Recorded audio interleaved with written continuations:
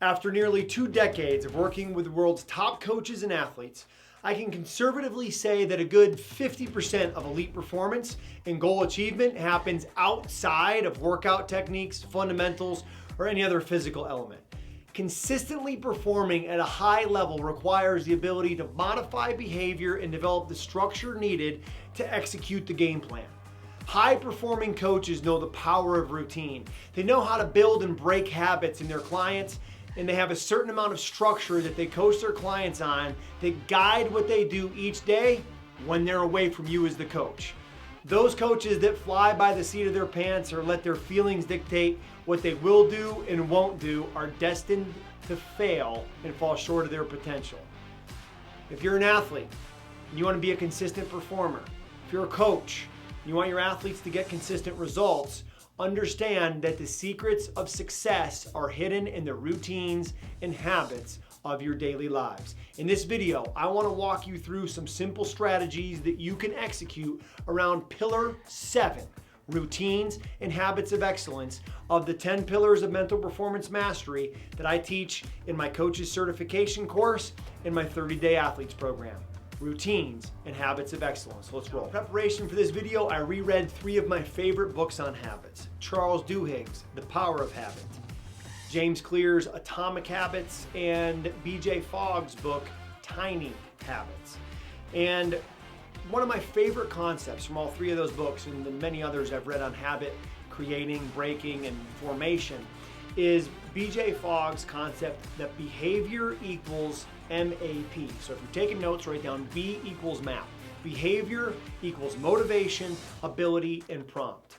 I'm a believer that your behavior also follows that model, that your motivation has to be in place, that the ability has to be so simple that you couldn't not do it, and the prompt has to be there. And to me, that's the biggest thing I see lacking in coaching and also in our athletes' consistency of behavior is the prompt. Look, the prompt, also called in The Power of Habit by Charles Duhigg, the trigger. The trigger starts the routine. The reason why we do routines is we get a reward, right? The trigger, the prompt, is what kickstarts the behavior, but the motivation has to be high and the ability has to be there too. So let's focus on simply the trigger and the prompt. If you're going to execute an AM routine, when does that start? If you're going to execute a PM routine, when does that start?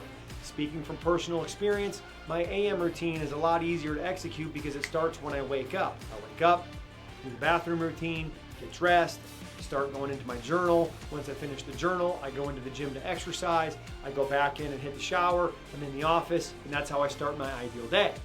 The PM routine becomes a little bit more complex because I have to start an intentional trigger. I'd like to say that trigger is 7 p.m. where I enter my PM routine. I do the digital sunset of the phone going off.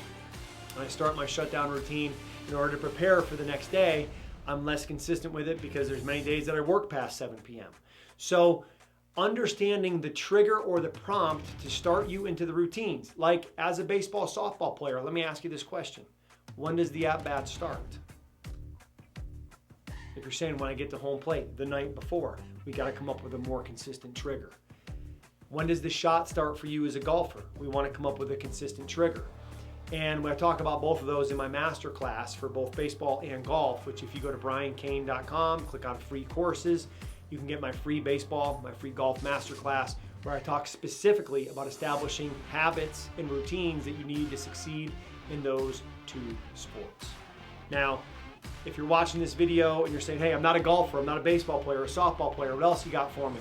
Well, I want to share with you some of my favorite articles that I've written and some videos that I've created around habits. So if you go below this video, you're going to see where you can join my email list. Simply join the email list, self-segment into the content that you're interested in, and I'll make sure to email you my best articles, best videos, best podcasts, and content.